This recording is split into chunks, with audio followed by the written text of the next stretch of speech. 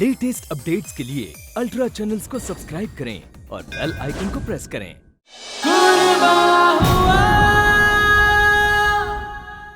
ऐसा कौन सा पिता होगा जो ऐसी मनोस्थिति में ऐसी बेशर्मी को अपनाएगा?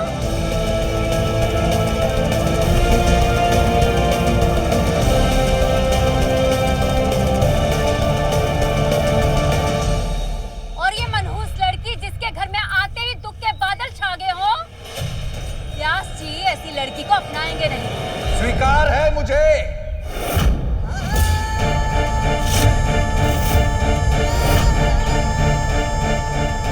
नील अपनी बुआरी के साथ इसी घर में रहेगा। नील की पसंद की लड़की को और उनके रिश्ते को आशीर्वाद देना ही होगा, वरना आप मेरा मरा हुआ मुंह देखेंगे। सरस्वती की अंतिम इच्छा थी कि इन दोनों का विवाह हो जाए। उसकी आत्मा को शांति नहीं मिलेगी जब तक मैं इनके बंधन को स्वीकार न कर लूं।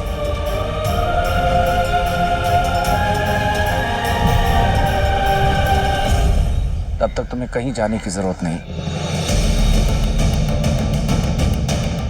मेरा आशीर्वाद है इन लोगों के साथ। लेकिन तूने पिछले 15 सालों से मेरे चरण स्पर्श नहीं किए। लेकिन जिस बहन को तूने अपने जीवन में भगवान का स्थान दिया, उसका अनादर मत कर।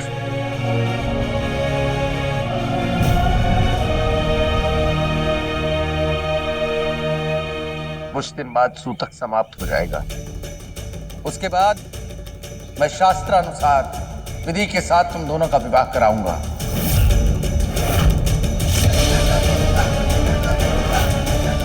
तब तक कहीं जाने की आवश्यकता नहीं है।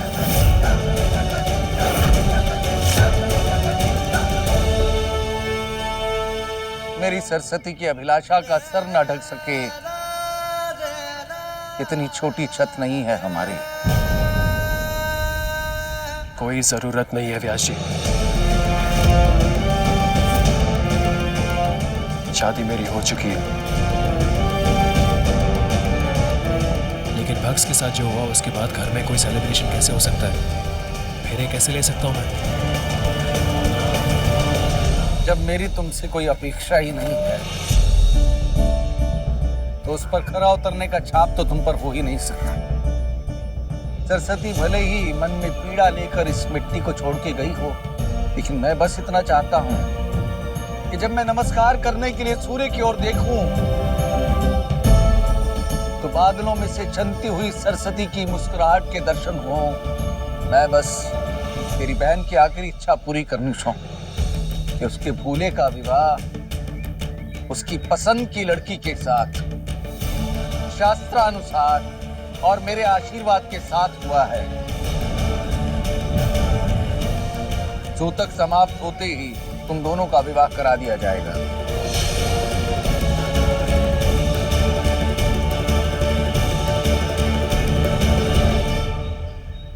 स्वरा जी निराश मत होइए।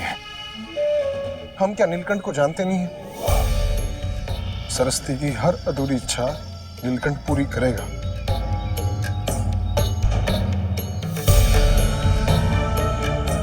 है ना नीलकंठ?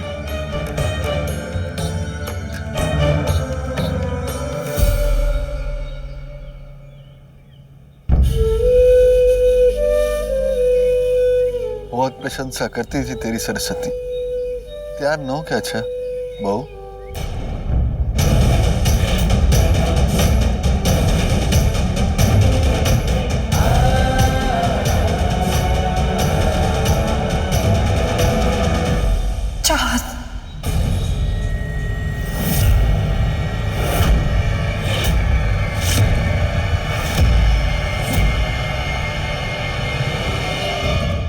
भोलेनाथ की जय। बहुत सुंदर नाम चाँद। लड़की को अंदर ले जाओ जमुना। अब रुकिए मामा जी। इस घर में कल जो हुआ है उसके पहले चाहत को गंगा स्नान यानी कि शुद्धिकरण करने से पहले घर पे एंट्री नहीं मिलनी चाहिए। वैसे व्यास जी, अगर भगसिया होती तो वो भी चाहती कि चाँद का गंगा स्नान यानी कि शुद्धिकरण पहले हो। चलो शुद्धिकरण करके आते हैं।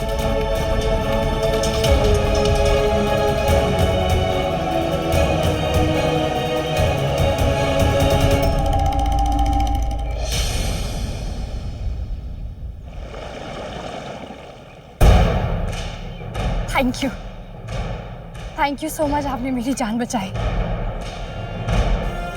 मेरी राय कितनी गलत थी ना आपके बारे में। आप तो निहायत ही नेक और अच्छे इंसान हैं, वरना अगर आपके खानदान वाले ये बात मान लेते कि हम शादीशुदा हैं, फिर तो बहुत प्रॉब्लम हो जाती ना। वो जो आपने कहा ना शुद्धिकरण, उससे बेटर एक्सक्यूज क्या होता आपके घर से निकलने का। अल्लाह, पता है जब मैं बाबा से मिलूंगी तो उनसे जरूर कहूंगी कि अगर आज मैं जिंदा हूं तो सिर्फ आपकी मेहरबानी है। मेरे बाबा तो इस कदर शुक्रगुजार होंगे कि आपको गले ही लगा देंगे। जानते हो, जब आपकी बहन बीमार थी तो उनके लिए कितनी फिक्र थी बाबा के दिल में।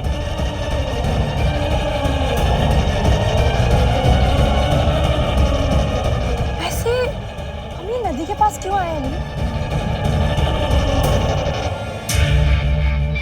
चलो। नील, ये क्या कर रहे हैं आप? नील छोड़िए मेरा हाथ।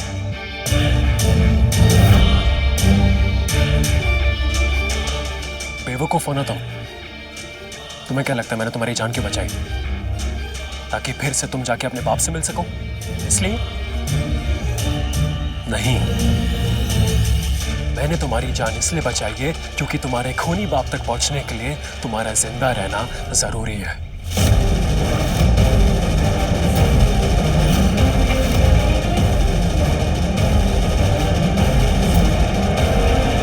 इसका मतलब आप भी मेरे बाबा को मारना चाहते हैं? बहुत ही चालाकी से आपने मुझे अपने घर में लाया ताकि आप मेरे बाबा तक पहुंच सके। लेकिन एक बात मैं आपको बता देती हूँ, मेरे बाबा ने आपकी बहन का कत्ल नहीं किया है। कातिल नहीं है मेरे बाबा। कातिल है तुम्हारा बाप। नहीं, खूनी है, भगोड़ा एक नंबर का। हाँ, मैंने शादी का ढोंग किया और तुम जानना चाहती हो क्यों? क्योंकि तुम्हारे खूनी बाप तक पहुंचने के लिए तुम सिर्फ मेरा एक पासवर्ड हो। ऐसा पासवर्ड जिसको मैं क्रैक करके रहूंगा। नहीं, लेकिन तुम सच तभी उगलोगी जब ये बर्फ जैसा ठंडा पानी हजारों खंजरों की तरह तुम्हारे शरीर को चीरेगा। And you know what? I'm not sorry. लेकिन शुद्धिकरण तो होके रहेगा।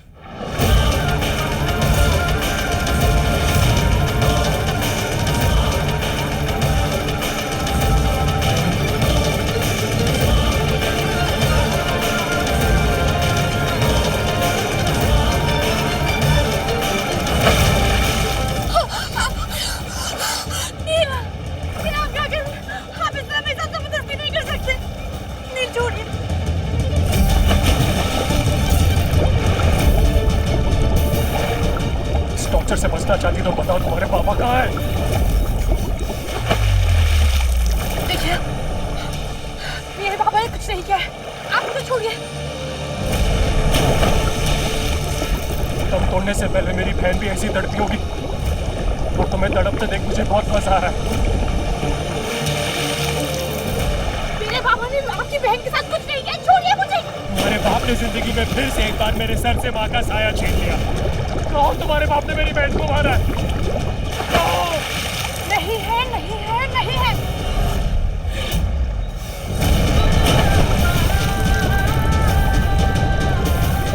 सॉरी बाक्स, तू जानती है ना कि मैं बुरा नहीं हूँ, लेकिन तेरे खूनी का बदला लेने के लिए मुझे थोड़ा बुरा बनना पड़ रहा है। I'm sorry box.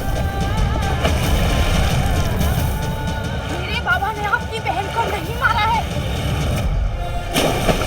खूनी है तुम्हारा बाप और मैं उसे जिंदा नहीं छोड़ूंगा।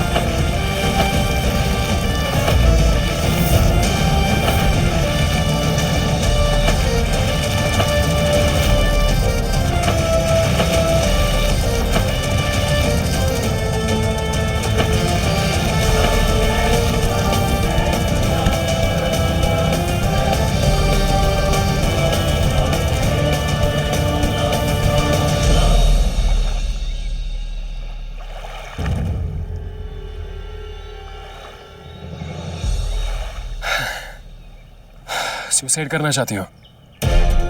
इतनी आसानी से मर के आजाद होने का मौका नहीं दूंगा मैं तुम्हें। मारूंगा तुम्हें जरूर। जब तक तुम्हारा खूनी भगोड़ा बाप नहीं मिल जाता रोज मारूंगा, धीरे धीरे, और वो भी इंस्टॉलमेंट्स में।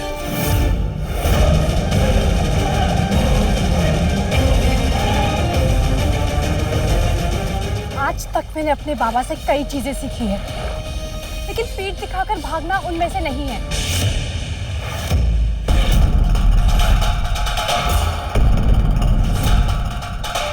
पैर फिसल गया था मेरा। आई एम श्योर आपको मेरी इस बात का भी यकीन नहीं होगा, लेकिन मैं अभी भी अपनी बात पर कायम हूं। मेरे बाबा ने आपकी बहन का कत्ल नहीं किया है। इस बात को मैं प्रूफ करके रहूंगी, वो भी आपके खानदान के बीच में रहकर। I challenge you.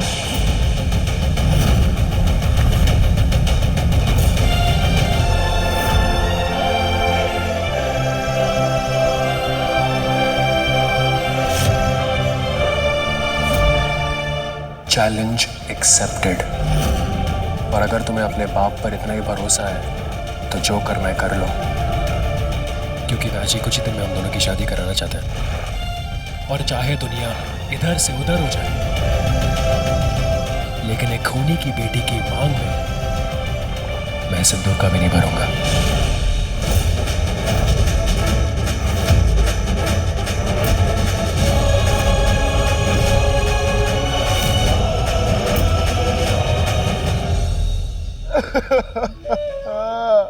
अरे अरे अरे, क्या हो गया? सरस्वती की याद आ गई। बहुत ही प्यारी बच्ची थी सरस्वती। हाँ, जीजा जी, आपके हाथ के लिए हल्दी लाई हूँ। हाथ में छाले तो नहीं पड़े ना? मैं हल्दी लगा देती हूँ। रुक। ला, मी लगा दूं लेप। तू एक काम कर, देख क्या रसोई में कहीं प्याज लग तो नहीं गया बॉडी में? नहीं बाबा, मैं खुद लगा लूंगी, क्योंकि मैं नहीं चाहती कि जीजे की आत्मा को इस बात का दुख पहुंचे कि उनके जाने के बाद उनकी बहन ने अपने जीजा का ख्याल नहीं रखा।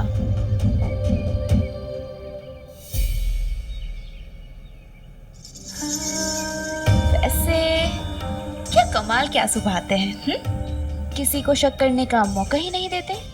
मैंने तुमसे कहा था ना नवेली कि मैं वो आलेख हूं जिसे ना तो कोई बाच पाया और जिससे ना कोई बच पाया। हाय हाय हाय हाय, ये हमारा किसका कोट आंगन में पड़ा था?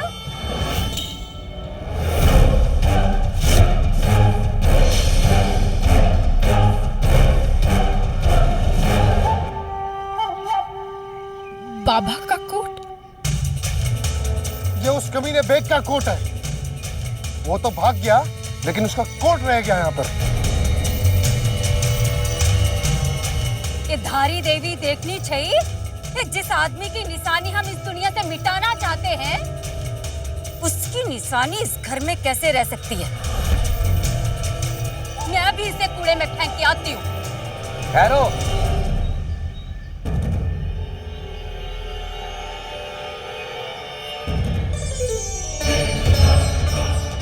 ये कोट यहीं इस घर में रहेगा। लेकिन व्यास जी, ये कोट सफेद दिखता जरूर है, लेकिन इसका हर धागा सरस्वती के खून से सिक्त है। आग लगाने वाले ये भूल जाते हैं कि अगर वायु की दिशा बदली तो वे भी जल के राख हो सकते हैं। आज से वायु की दिशा वही होगी जो हमें उस हत्यारे की दुर्दशा तक ले जाए। और तब तक हमारी बच्ची के खून से लथपथ ये कोट यहीं टंगा रहेगा।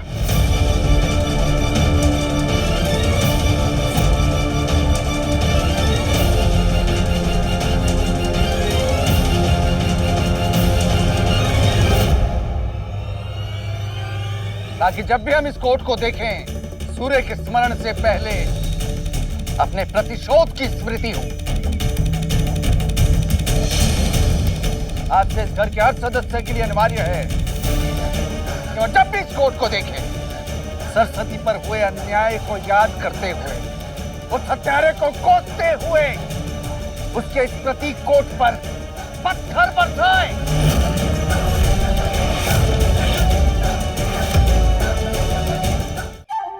मैं अभी चौखट के बाहर कंकड़ जमा करके टोकरी में भर के रख दूंगी ताकि इस कमीने पे पर पत्थर मारने में कोई कमी ना आए।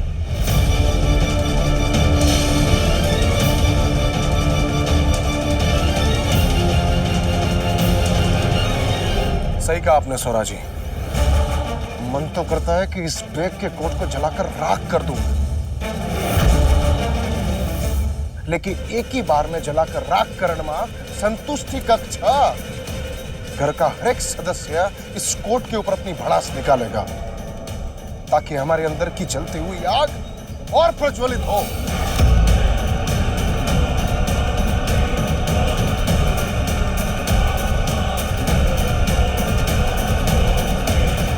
बिल्कुल सही कहा आपने।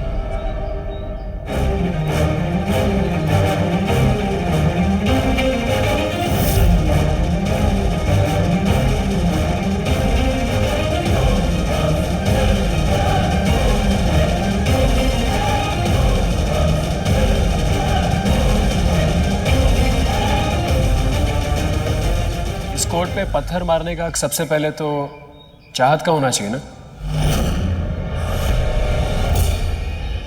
नहीं, क्योंकि इस परिवार की नई बहू है।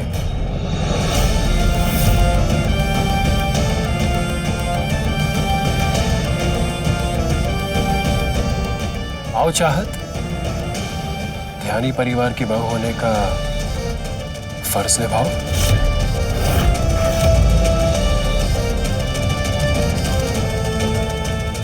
कोट पे पत्थर मारो, वो भी घस के।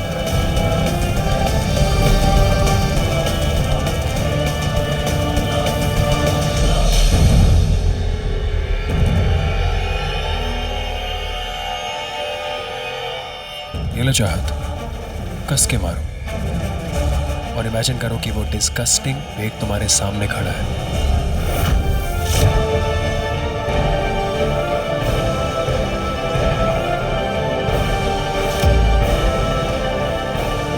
ये पत्थर लो और कस के मारो।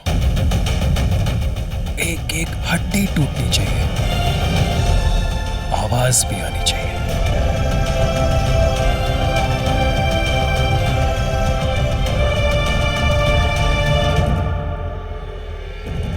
Come on, come on, come on. शाबाश।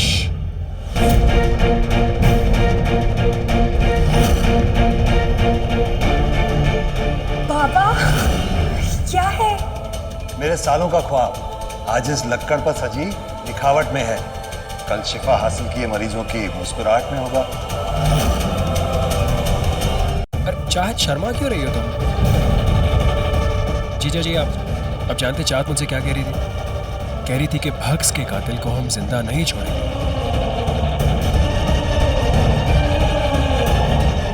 उस कमीने की वजह से भक्स चली गई तो खैर वो भक्स को तो मिल नहीं पाई, लेकिन यही बात याद कर कर पत्थर मारो।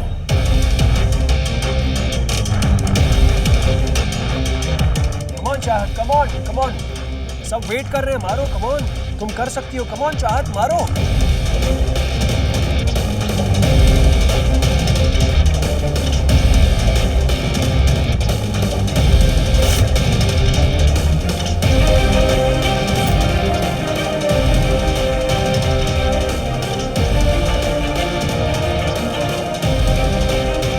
ओके फाइन, मैं तुम्हारी हेल्प करूं?